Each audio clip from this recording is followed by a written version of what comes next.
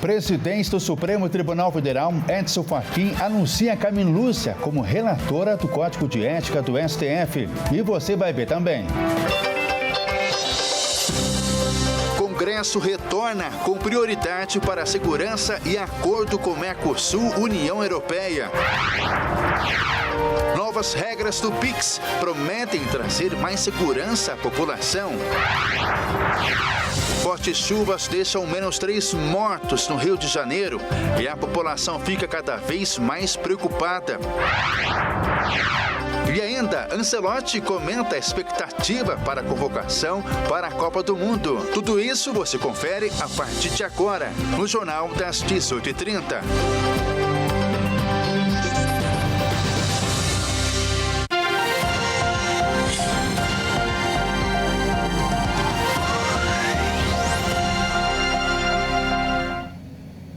Olá, seja muito bem-vinda e bem-vindo. Nós estamos ao vivo agora, são 18h37 pelo horário de Brasília. Eu sou Ismael Nascimento, a partir de agora você confere comigo as principais notícias dessa segunda-feira. O presidente do Supremo Tribunal Federal, Luiz Fachin, anunciou a ministra Carmen Lúcia como relatora de uma proposta de código de ética para o tribunal. Fachin discursou durante a sessão de abertura do ano na Suprema Corte e afirmou que o momento é de ponderações e correções. O presidente do Supremo Tribunal Federal, Luiz Edson Fachin, afirmou nesta segunda-feira que o momento do país e da corte é de ponderações e autocorreção e reafirmou que a elaboração de um código de ética para o tribunal é um compromisso da sua gestão. No seu pronunciamento, Fachin afirmou que nos momentos críticos do país, como de defesa das urnas e do processo eleitoral, o STF atuou para impedir erosões constitucionais. Na avaliação dele, o Brasil tem lições de democracia para oferecer, porque preservou suas eleições sem ruptura e com respeito à Constituição. A eminente ministra Carmen Lúcia, por ter aceitado a relatoria da proposta de um Código de Ética, compromisso de minha gestão para o Supremo Tribunal Federal. Vamos caminhar juntos na construção do consenso no âmbito desse colegiado. Fachin deu as declarações durante a sessão de abertura do ano no STF, que contou com as presenças dos presidentes da República, Luiz Inácio Lula da Silva, do Senado, Davi Alcolumbre, e da Câmara, Hugo Mota.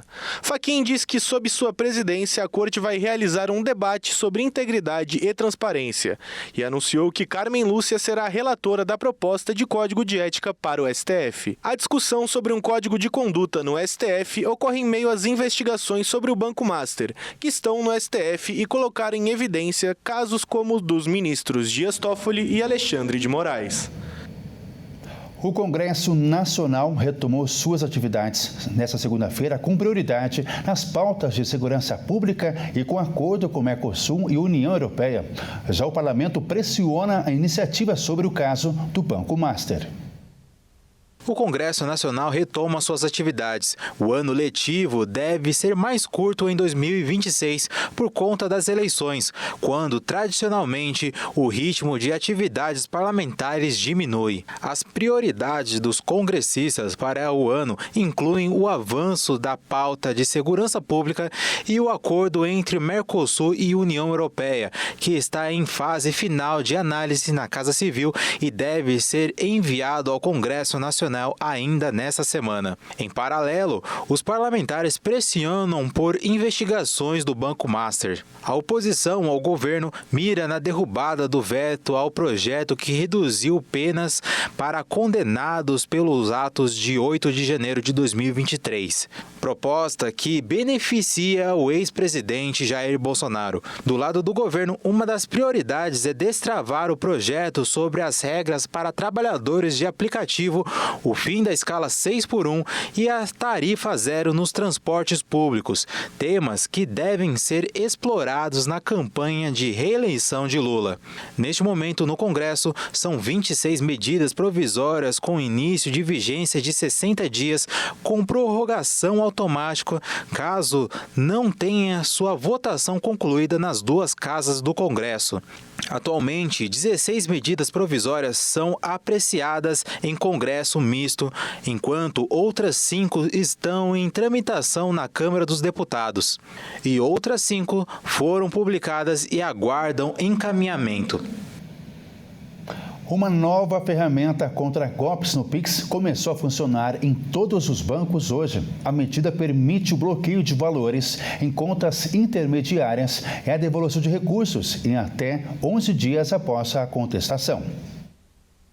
O novo recurso contra fraudes e golpes do Pix já é obrigatório para todos os bancos.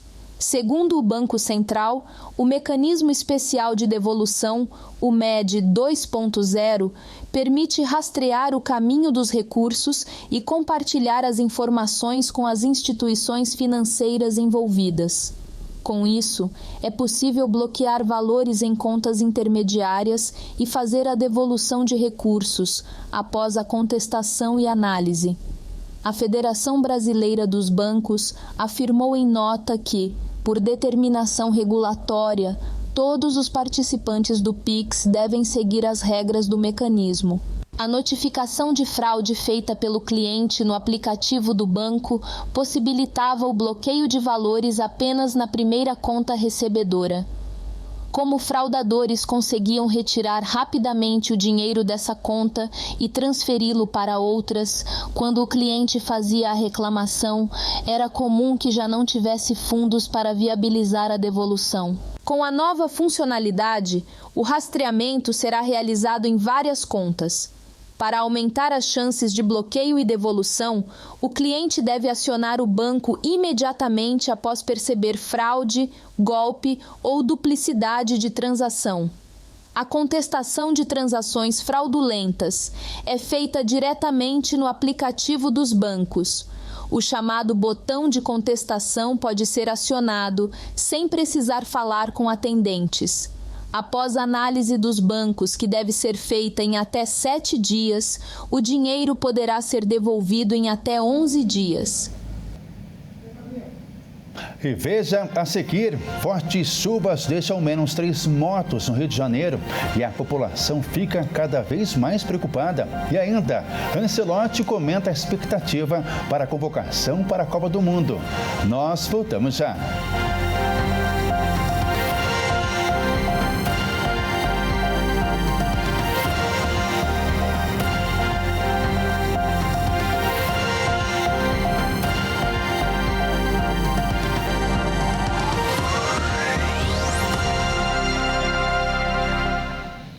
Olá, nós estamos de volta e ao vivo agora são 18 horas e 46 minutos pelo horário de Brasília. A Força Integrada de Combate ao Crime Organizado em Santa Catarina prendeu no último sábado, na fronteira do Brasil com o Paraguai, um homem suspeito de comandar a facção 1º Grupo Catarinense. A polícia entrou em uma verdadeira fortaleza do crime, na fronteira com o Paraguai. Portas blindadas, armas de guerra e o chefe de uma facção criminosa escondido dentro da casa. A prisão aconteceu em Ponta Porã, no Mato Grosso do Sul. O alvo era Hélio Ricardo Cardoso Filho, conhecido como GG, apontado como um dos líderes da facção 1º Grupo Catarinense, o PGC. Segundo a polícia, o imóvel funcionava como um bunker. O esquema de segurança era tão forte que os agentes precisaram usar uma viatura para derrubar o portão e conseguir entrar no local. Hélio estava foragido da Justiça de Santa Catarina e tinha 2 mandados de prisão em aberto.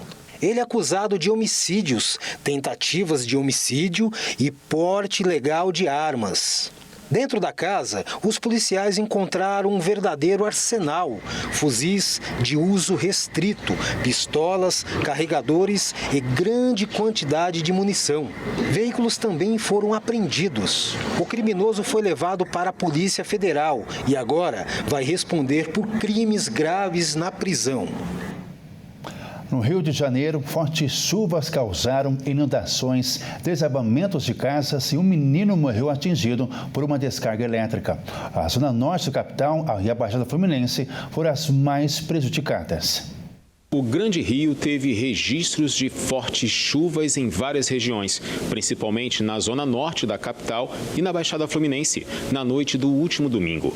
Casas desabaram e um menino morreu atingido por uma descarga elétrica.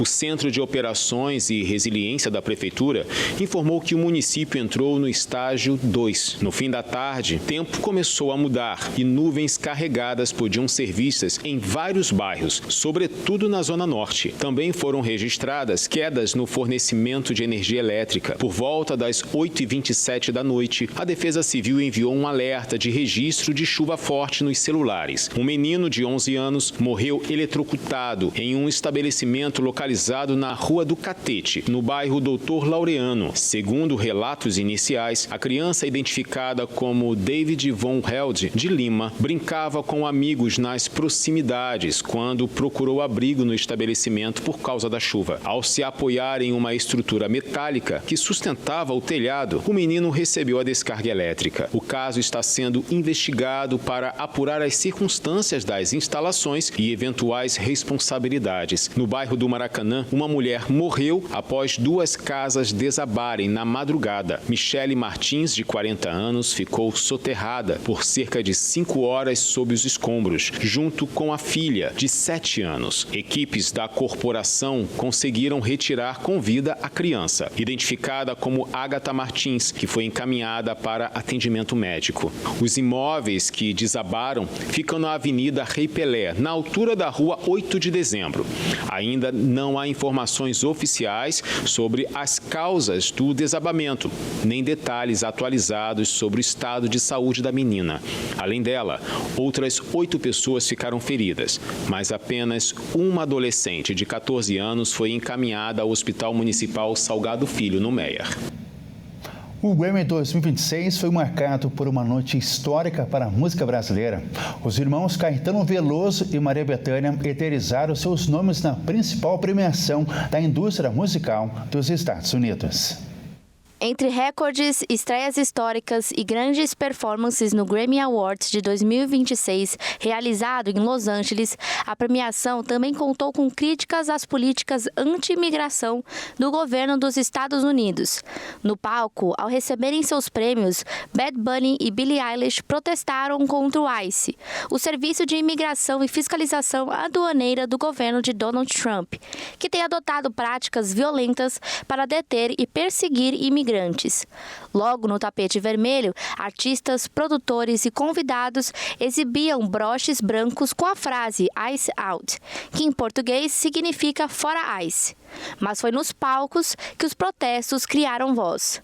O cantor porto-riquenho Bad Bunny recebeu o prêmio de melhor álbum de música urbana e fez um dos discursos mais aplaudidos da cerimônia em espanhol e em inglês. O artista declarou fora ICE e que os imigrantes não são selvagens nem animais. Before I say thanks to God, I'm gonna say eyes out. Antes de dizer obrigado a Deus, vou dizer fora ICE. Não somos selvagens, não somos animais, não somos alienígenas. Somos humanos e somos americanos. We're not animals, we're not aliens, we are humans and we are Americans. Além do ativismo, a cerimônia marcou importantes nomes da indústria da música brasileira. Os irmãos Caetano Veloso e Maria Bethânia eram os únicos brasileiros indicados na premiação e venceram o Grammy de melhor álbum de música global com Caetano e Bethânia ao vivo, registro da turnê que eles fizeram juntos entre 2024 e o ano passado. Os artistas não compareceram ao evento para receber o troféu. Caetano foi avisado do prêmio pela sua mulher, ligou para a irmã para dar a notícia. Os artistas não compareceram ao evento para receber o troféu. Caetano foi avisado do prêmio pela sua mulher e ligou para a irmã para dar a notícia. Esta é a primeira indicação e troféu de Bethânia. Já para Caetano, era a 5ª indicação e o 3º Grammy. E agora é a hora de falar de esportes aqui no Jornal. E a Mayra Anjos é quem traz as informações. Boa noite, Mayra, seja bem-vinda. E na Supercopa do Brasil, que aconteceu nesse domingo, entre Corinthians e Flamengo, o Timão levou a melhor. O Corinthians conquistou o bicampeonato jogando muito bem. Boa noite a você e a todos que nos assistem. Com mais essa taça, o Alvinegro se consagrou de vez entre o top 3 de maiores campeões do Brasil. O Corinthians venceu o Flamengo por 2-0 e levou o bicampeonato da Supercopa do Brasil no Mané Garrincha. Com a conquista, o Timão levantou sua 14ª taça de âmbito nacional e se firmou de vez no top 3 do ranking do futebol brasileiro. Ao todo, 75 clubes diferentes possuem pelo menos uma conquista nacional. A lista conta todas as competições chanceladas pela CBF, as 4 divisões do Campeonato Brasileiro, Copa do Brasil e Supercopa do Brasil, e alguns torneios extintos, como a Copa dos Campeões, Taça Brasil e Torneio Roberto Gomes Pedrosa. Os 2 últimos são considerados campeonatos brasileiros. Com larga vantagem, São Paulo é o estado com mais conquistas, tendo 75, assim como também a maior quantidade de clubes com títulos com o âmbito nacional, 20. O futebol do Rio de Janeiro é o segundo com mais taças nacionais, com 38, seguido por Minas Gerais com 26, Rio Grande do Sul 15 e Paraná 12. Pernambuco, São Paulo, Rio de Janeiro, Minas Gerais e Paraná são os únicos estados com conquistas nas 4 divisões do Campeonato Brasileiro. Confira o top 10 de clubes com mais conquistas nacionais. Em primeiro, o Palmeiras, com 20 títulos. Em segundo, o Flamengo, com 18 títulos.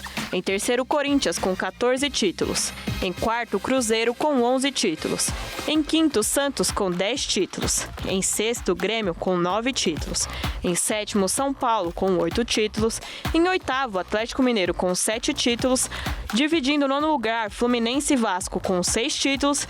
E em 10º lugar, o Botafogo, com 5 títulos.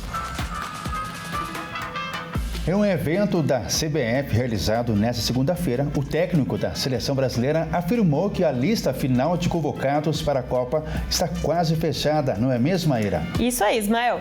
Carlo Ancelotti afirmou que a lista está quase fechada, mas que algumas posições ainda estão em aberto. Carlo Ancelotti está perto da lista final da seleção brasileira para a Copa do Mundo de 2026. Em evento na sede da CBF nesta segunda, o treinador afirmou que a lista de convocados está próxima de ser fechada, mas que ainda há espaço para novidades. O italiano também aproveitou para elogiar a escolha da CBF do centro de treinamento e do hotel que a seleção vai se hospedar nos Estados Unidos. Ciao fechado não, porque, como disse a primeira coletiva de imprensa, o Brasil tem a sorte de ter muitíssimos jogadores, é todo muito bom. Então, a lista final não está fechada, mas estamos perto da lista final. Há algumas posições que todavía não estão decididas 100%. Por el resto, creo que acho que el último mês hemos escolhido fantástico, a logística muito boa nos Estados Unidos, um fantástico centro de treinamento, um hotel muito privado para trabalhar bem. A seleção brasileira está no grupo C da Copa do Mundo e enfrenta Marrocos, Escócia e Haiti na próxima edição do Mundial. Bom, Ismael, por enquanto é só. Uma ótima noite de segunda para você e a todos que nos assistem. Até mais. Maíra, também uma ótima noite para você. Esta edição fica por aqui. Agradeço a sua companhia. Uma ótima noite também para você. Até amanhã. Tchau!